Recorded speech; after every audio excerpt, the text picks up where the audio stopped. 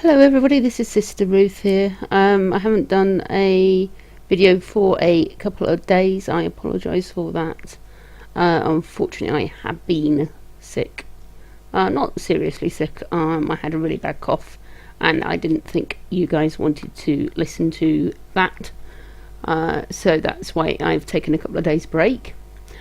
What I want to talk to you about today is the times that we are in, and I am going to start with a passage from Matthew, which I'm sure I've talked about before and probably will do many times in the coming weeks and months. But if you haven't come across this particular passage before, there's also a similar passage in Luke. I think it's chapter 13. And it really does, all you need to do is to read this and then just switch on the news, and that is basically what I'm going to be talking about today and showing you how we really are living in the days that the prophets warned us about. And the prophet we're talking here is of course Yeshua himself. This takes place after the Sermon on the Mount, and he takes the disciples to one side and talks to them about the end times. Now, I'm not saying that he is going to return immediately, like some people are claiming. I do not know when he is going to return. I'm not claiming to be a prophet. I do not set dates, but we are in the season that he is speaking about in this passage without a doubt. Let's start with, this is Matthew chapter 24. Reading from the King James, so that people don't yell at me for not using the King James. I am not a King James only person. I do mostly use the King James, but I do like to have other versions on hand as well. Can give you useful insights into some of the verses. But this is reading from the King James. So I'm going to start at verse 4. And Jesus answered and said unto them, Take heed that no man deceive you. For many shall come in my name, saying, I am the Christ, and shall deceive many. And ye shall hear of wars and rumours of wars. See that ye be not troubled, for all these things must come to pass, but the end is not yet. For nation shall rise against nation, and kingdom against kingdom.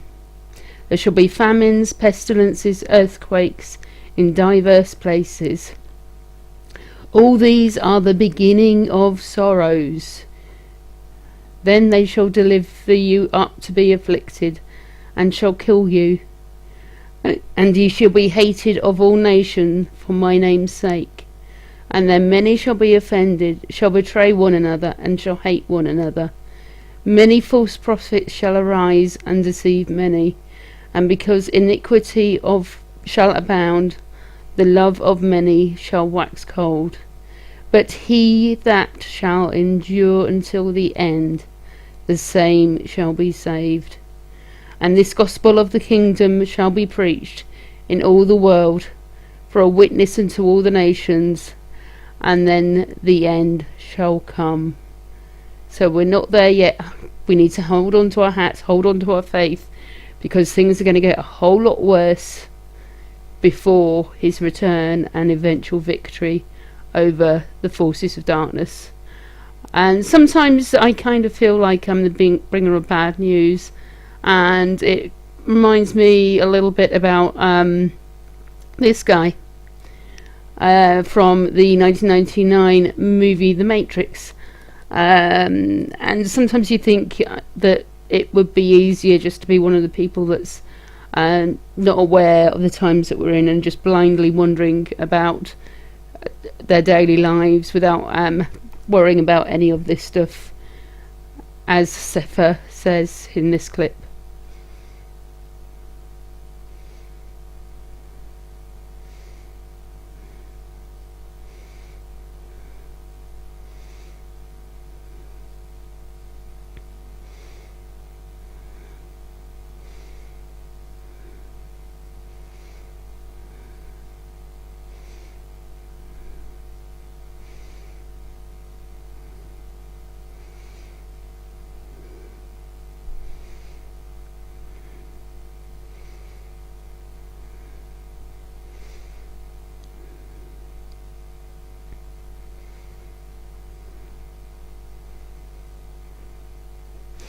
So it'd be very easy to think that, especially in these times, when you can see everything that's happening around us and feel that anyone who's got an ounce of spirituality in them can feel the darkness rising.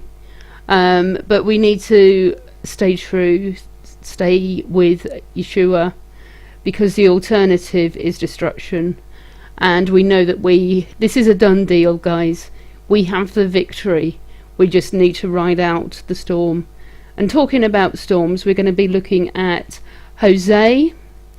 There's a couple of weird things going on with this storm, and the way it's being or not being mentioned in the mainstream media over in America. And this is a video from a guy called BP Earthwatch.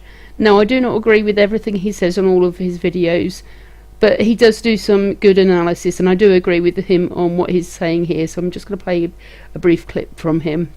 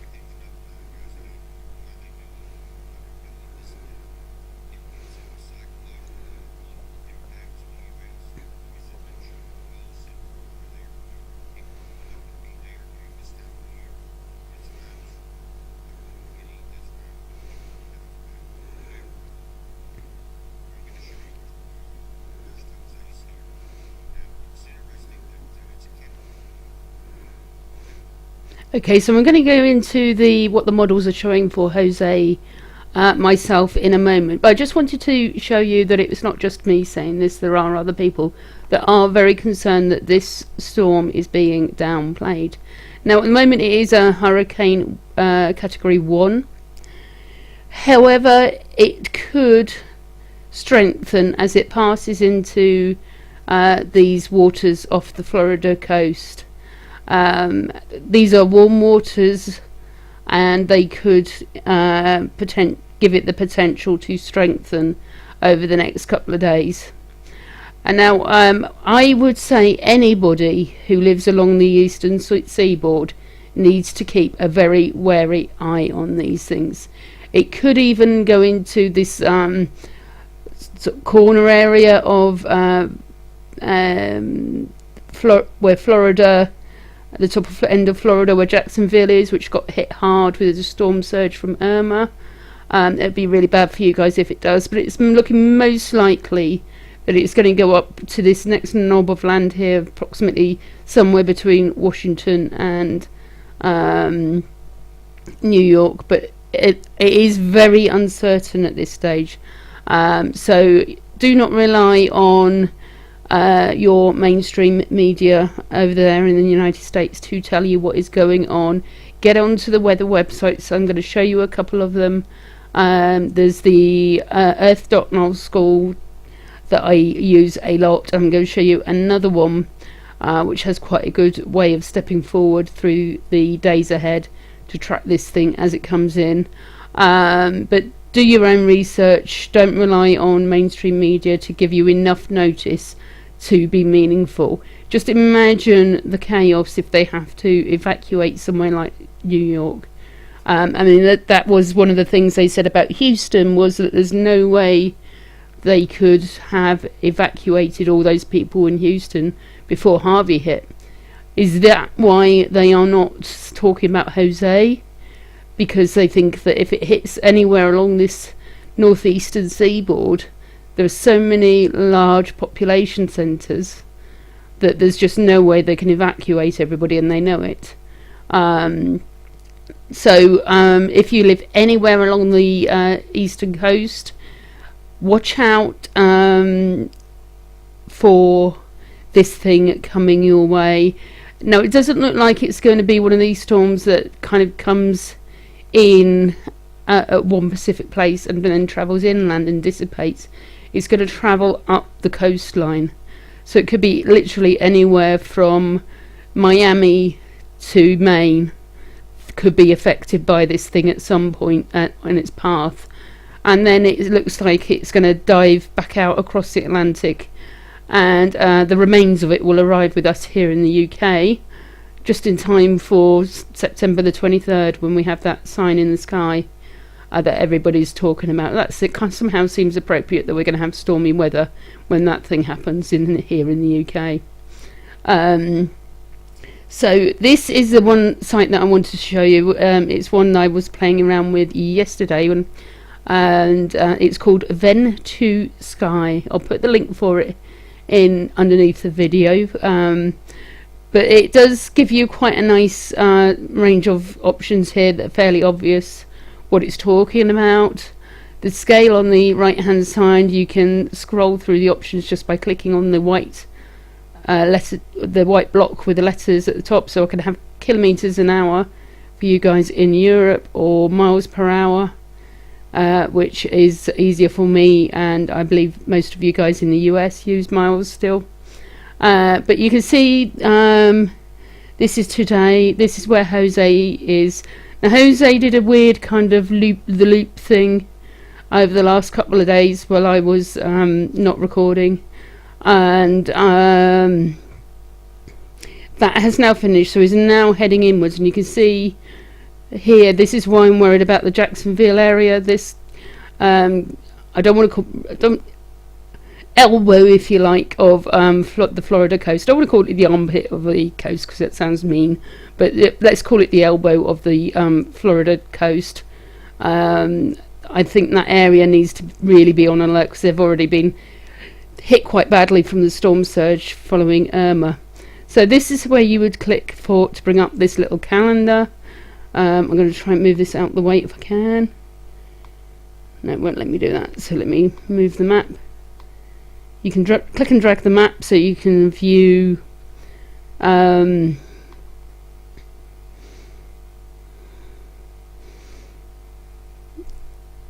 you can change the area of focus. Now there's something else I want you to keep an eye on as well. Let me just zoom out a little bit actually, so that you can also see the west coast. Just let the screen readjust there. Okay, so that's probably a little too far. Okay, I want you to keep an eye on the Cascadia coast, or what I'm calling the Cascadia. Is it the Cascadia coast, the northeast coast, around here? Sorry, the northwest coast.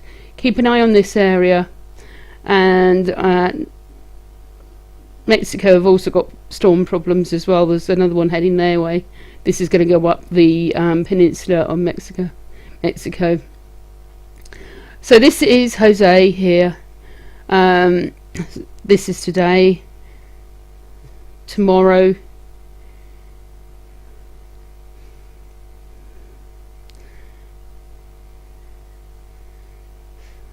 Saturday. Stepping forward. This is when I would be very concerned for the Jacksonville area, and the areas just above that. You could well get some more storm surge there, unfortunately, which is the last thing you guys need. But it does look like you're not going to get the eye come over you, I don't think. But do watch out for that storm surge, potentially strong winds, which is not going to help the power crews. Trying to get the power back on out there. So do keep an eye on that thing as we go Friday into Saturday, if you're in that elbow bit of the Florida coastline there.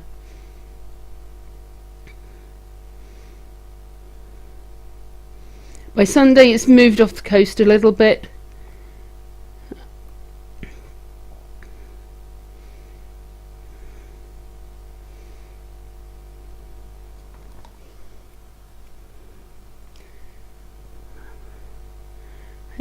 Moving fairly slowly. Now obviously, you know, with these things, just as with Irma, that anywhere of beyond the next day, it starts to get very uncertain.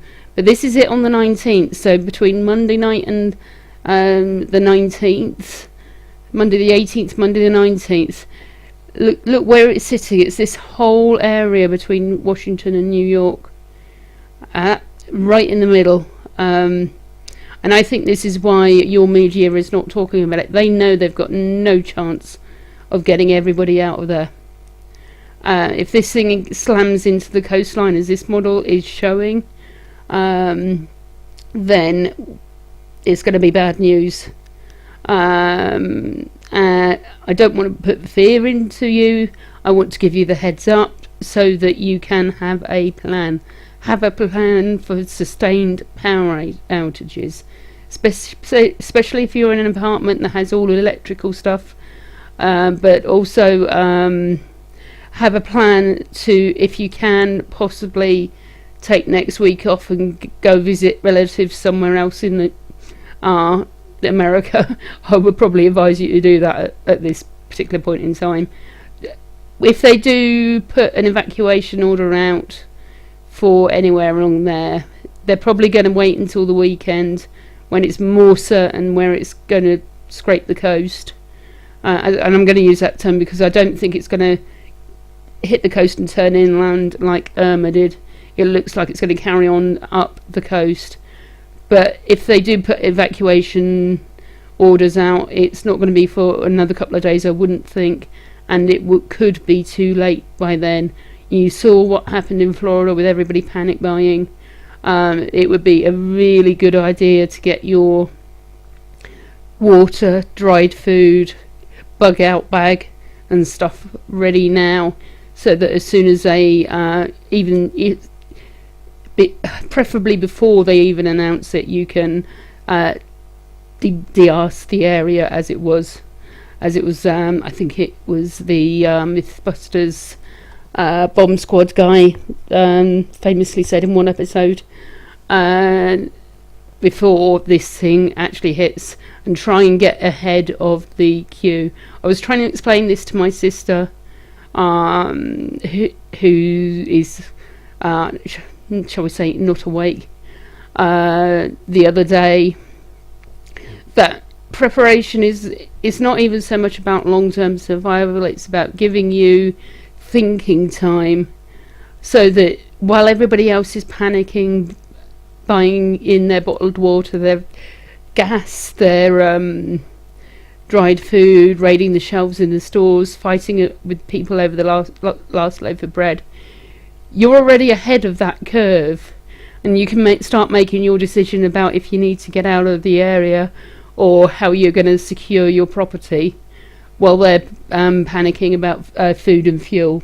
So if you've got food, water and fuel in the house at all times, as well as equipment for boarding up your windows and that kind of stuff, you're going to be well ahead of those people who are like my sister and kind of give you the glazed over rabbit eyes look whenever you say something like, what are you going to do if the power goes off? And they just assume they'll always be able to flip upon the power switch. So I'm not necessarily advocating that people invest thousands like some people do in bunkers and that kind of stuff. You can if you want to, but I would not an advocate of that. At this point in time, I could not honestly, knowing what I see coming, I could not put my hand on my heart and tell you where to buy a bunker that I think would be safe. At the moment, I think you would be better off being above ground and mobile. So if you've got your food, your water, your bug out equipment ready to go at all times, expect anything to happen at any moment. And even if you're lucky and Jose misses you, it never hurts to be prepared for something to happen. You could have anything happen. You could have an EMP happen, or just a failed power station somewhere that takes out power in your area for a length of time. Anything could happen at the moment, and we're going to be looking at some of the other things that are going on. which you might want to be aware of. But I'm going to step forward for the next couple of days, and I want you to, as I say, watch here, this area here around Washington State and Oregon, that kind of area, because you've got this thing off of the west coast to keep an eye on.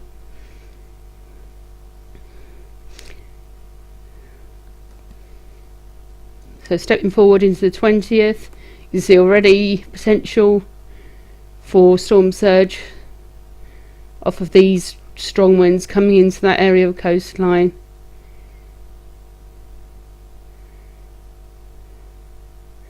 And that's very unusual. I didn't notice, have never noticed that one before. That looks like there is a swirly storm forming right over Yellowstone. That is weird. Almost reminds me of the that film. I think it was Dennis Quaid film, Day After Tomorrow, and they said hurricanes don't form over land. So keep an eye on that if you live in that area, because that is weird. Then you see 23rd. This is the remains of Jose off of the 22nd. Remains of Jose. Some other storm here off of the coast of Canada, and the edge of that one's grazing the northwest part of Scotland. And as I said, moving forward to the 23rd,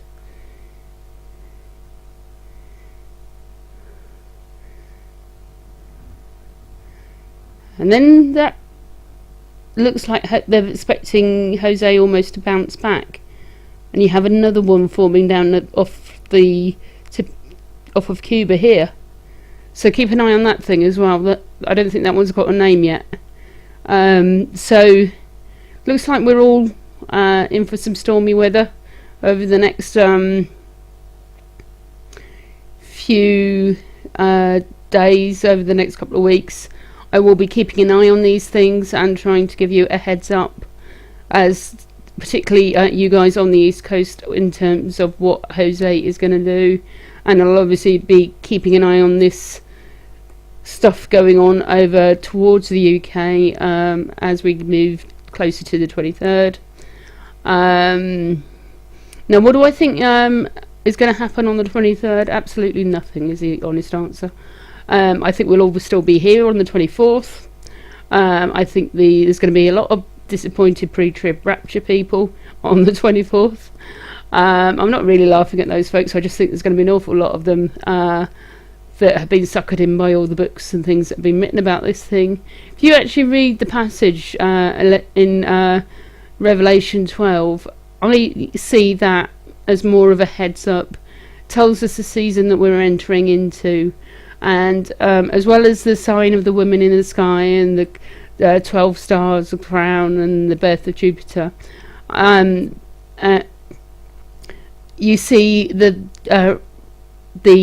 red dragon of old coming back.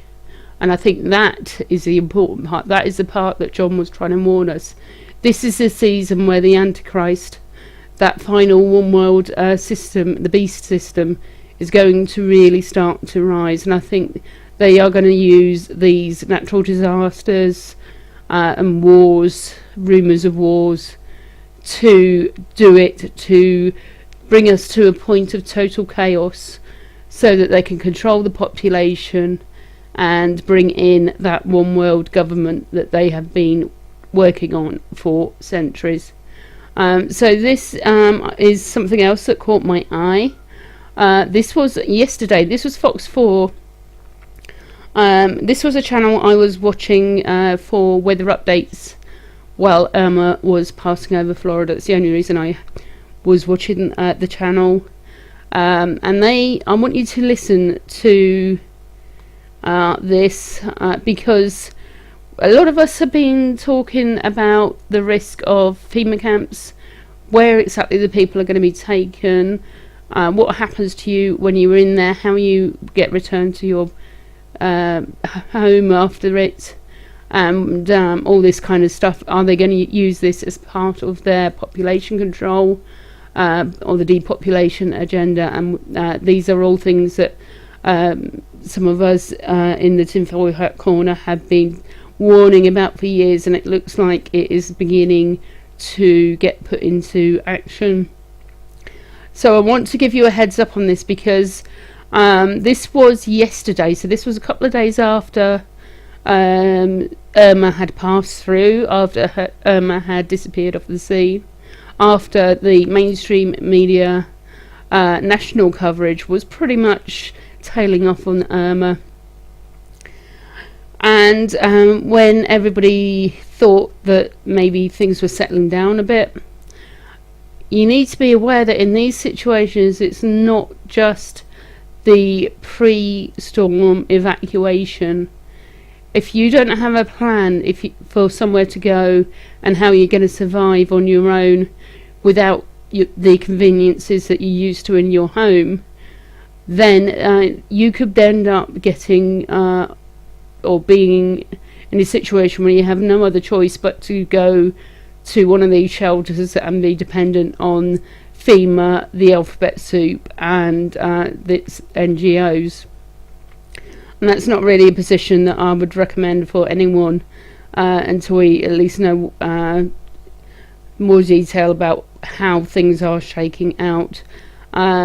So this is a couple of days after the storm, and obviously if you've only got a couple of days worth of food and water and your power's still off, you're in the dark, you're too hot, you're too cold, those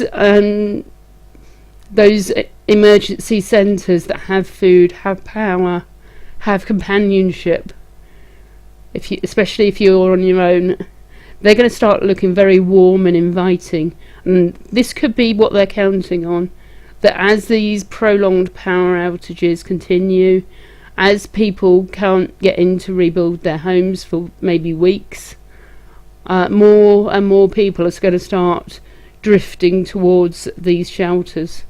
So I'd expect more announcements, probably under the mainstream media radar, of new shelters opening up. So do keep an eye on your local news if you're in one of these areas, and let me know if you hear of more shelters opening after the event.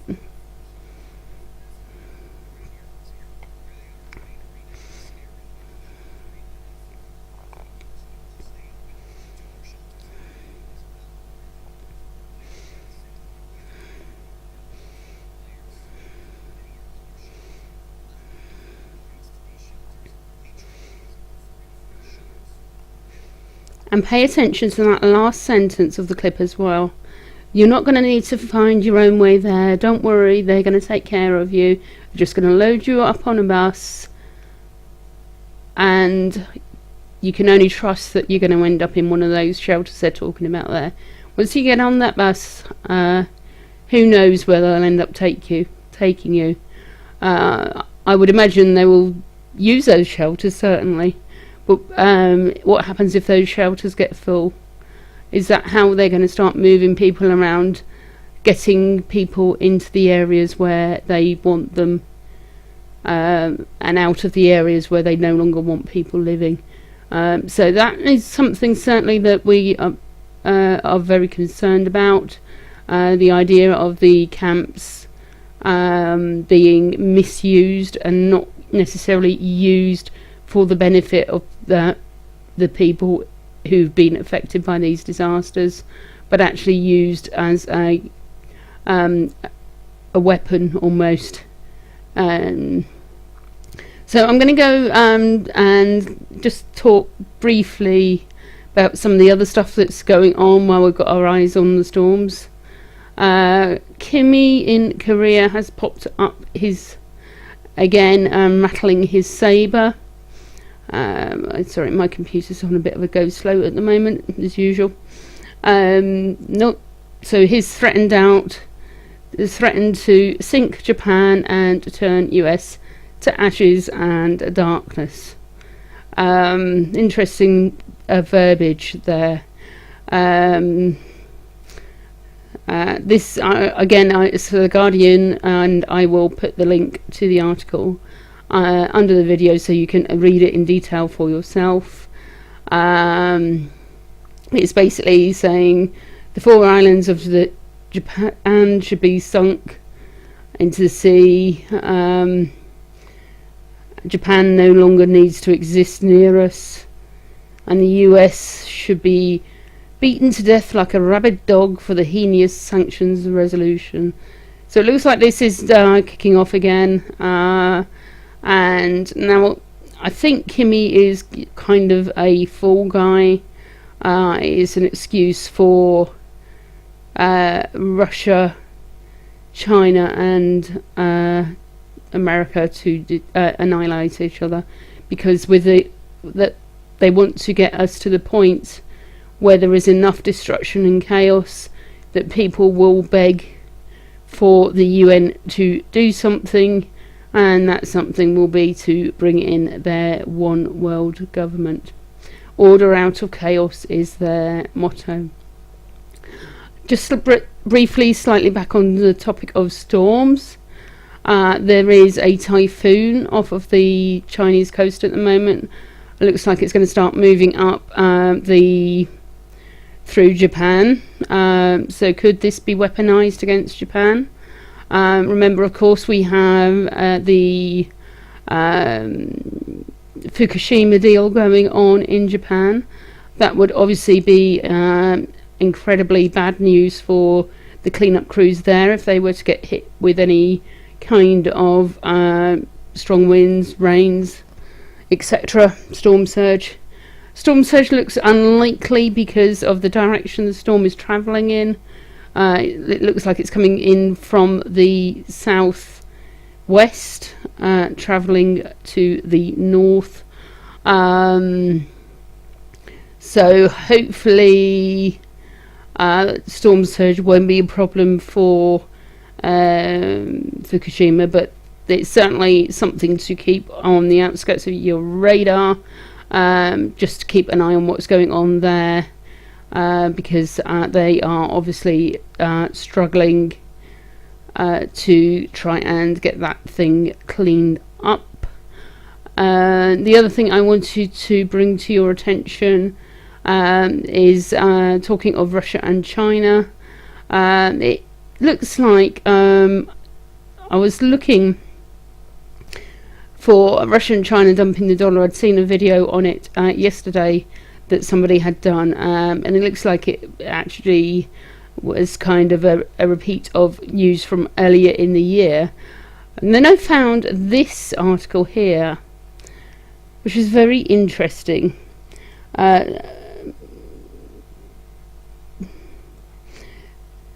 This one. China still dumping US debt. Now, there's been a lot of talk about China buying up the US, buying up chunks of your debt and some of your infrastructure and so on and so forth.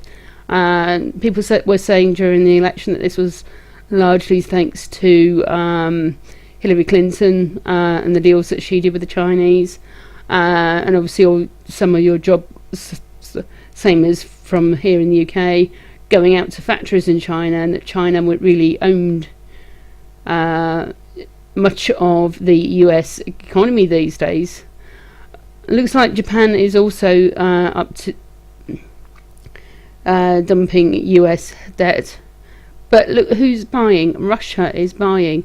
So this was an article back in January the 19th in Money. Now I know it's CNN.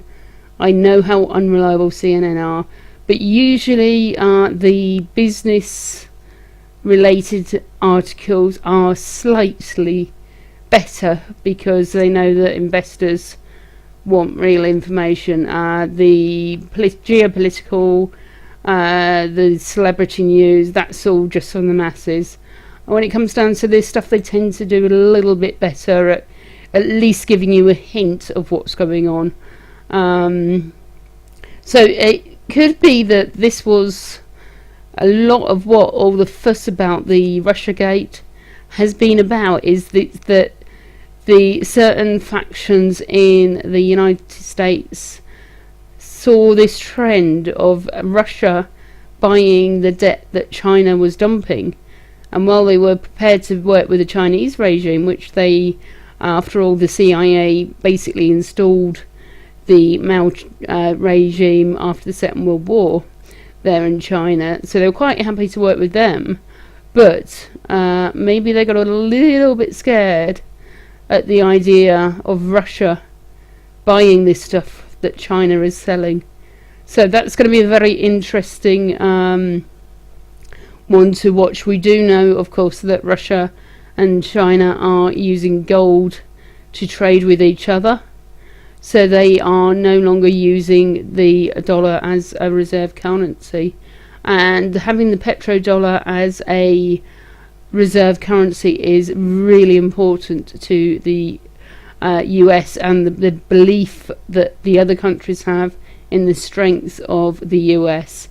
If the link between the price of petrol and the US dollar is broken, like Nixon broke the link between the price of gold and the US dollar in the 1970s. If the petrol dollar link is broken, and then the value of your dollar is going to fall faster than a duck flying south in winter.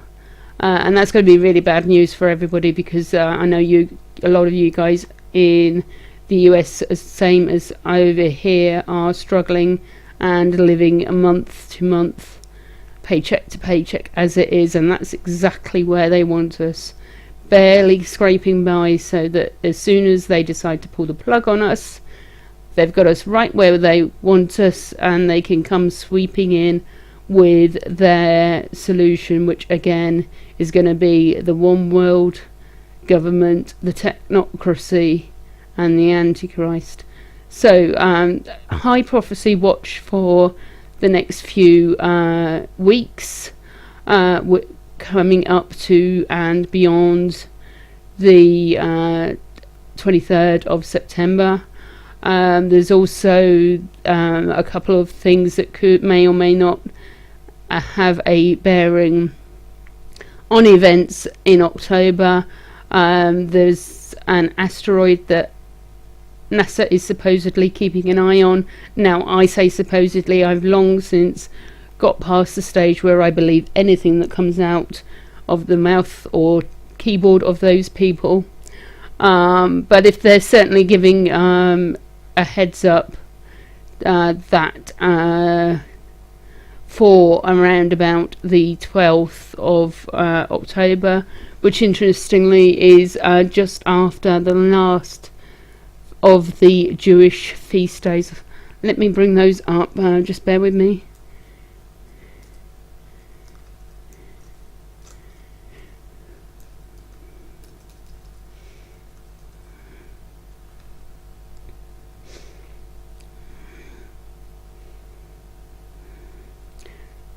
Just wait for my computer to bring that up.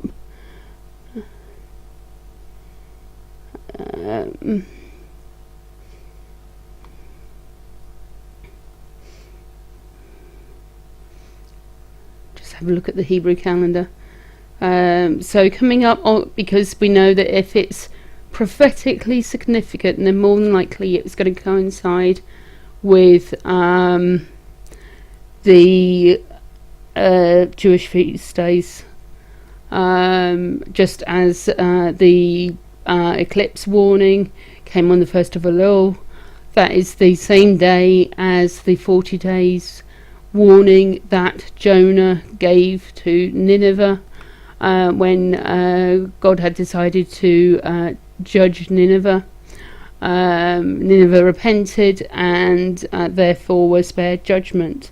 Now, a lot of people were saying that this was America's Jonah moment, that this was their sign from Jonah. I don't think it was just for America. I think it was a heads up for everybody. Now is a really good time to think about repentance, to think about getting right with God, to think about accepting Yeshua into your life if you haven't done so already. Lines are being drawn in the sand. No matter how close we are to the end, you can tell that lines are being drawn in the sand, and you are going to have to decide quickly which side you're going to come of that line you want to be on. Do you want to be on Yeshua's side, which has the victory already through the work on the cross, or are you going to be on the other side, and which leads to destruction? But looking at these, September 21st to 22nd is Rosh Hashanah. This is the start of the civil new year for the Jews. They have a civil new year, and they have the religious new year. The religious new year starts on the 1st of Nisan with the Passover festival. Yom Kippur on the 30th Day of Atonement. Feast of Tabernacles runs up until the 11th, and it is this date, the 12th, that NASA were talking about for that asteroid, the 8th day of assembly. So it's worth keeping an eye on, just because of how it lines up with the end of the Feast of Tabernacles. So I'm going to be keeping an eye on what they're saying about it. Last I heard, they were saying it could come within the supposed satellite range. So are they going to use that as an excuse to take out some of the GPS and that type of stuff that we rely on so heavily these days? It could be. I'm not sure what's going to happen with that. Could it have anything to do with Planet X?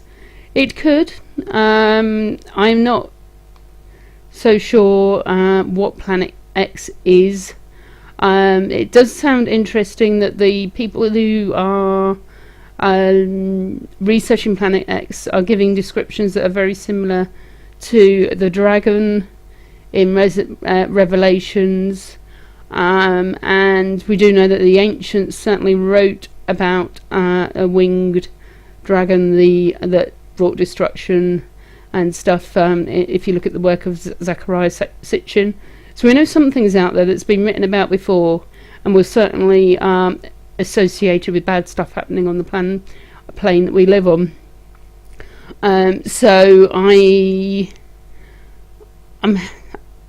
not hedging my bets on it. I think Planet X, the dragon, is the sign that we should be kept watching out for on the 23rd. I wouldn't expect it to appear on the 23rd, but soon after. So maybe during the Feast of Sukkot. That is quite possible that we'll see something unusual in the sky around about then. That NASA will just say, oh, it's an asteroid, it's going to put in a bit of a light show, but it's not going to do any damage. That is a line that I'm expecting that NASA will take. And of course we know that if you know the biblical connection between stars and angels, then it could be that this is the fall of the angel who brings the key to the bottomless pit to earth. That is what I see this thing being about in this particular next few weeks. It is about the setting the stage for the opening of the abyss, and the rise of that final beast kingdom, and the character that churchianity calls the Antichrist. So with all this going on, I thought it was very fitting that we would end today. This is one thing I just wanted to give you a quick update on.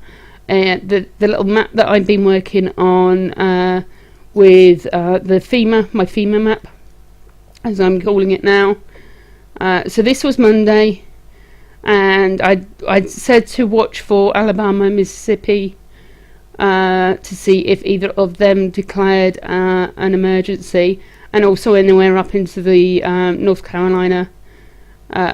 Certainly watch out for those states as Jose approaches. I'm expecting a few of those to call in FEMA in advance of that thing actually arriving. This is today, and you can see that Alabama, which has the larger of the population size, has indeed called in FEMA. And this is probably because this is where Irma kind of went off when it had finished with Florida, went through Georgia, Alabama, and it actually came right back around here and had a go at Houston before it dissipated. So that was a nice parting shot from it. Thanks very much, Irma. Not. So anyway, what I want to end with today, and what I'm probably going to start ending all my videos with, is the Aaronic blessing. So this goes out to all of you, whatever race, colour, creed you are, because of the time and season that we are in. We need to stay in prayer, stay focused, and lift each other up. So this is the Aaronic blessing, and you can find it in Numbers and chapter 6, and it's verses 24 to 26. Yahuwah bless you and keep you. Yahuwah make his face to shine upon you and be gracious to you. Yahuwah lift up his countenance upon you and give you peace. And it's my prayer that you will all come to know Yeshua, come to the cross and let him wash away your sins and show you how you can live in a righteous way and be counted worthy to escape the things as he promised when he spoke of the things that were coming upon this earth in this current time. In Yeshua's name, amen.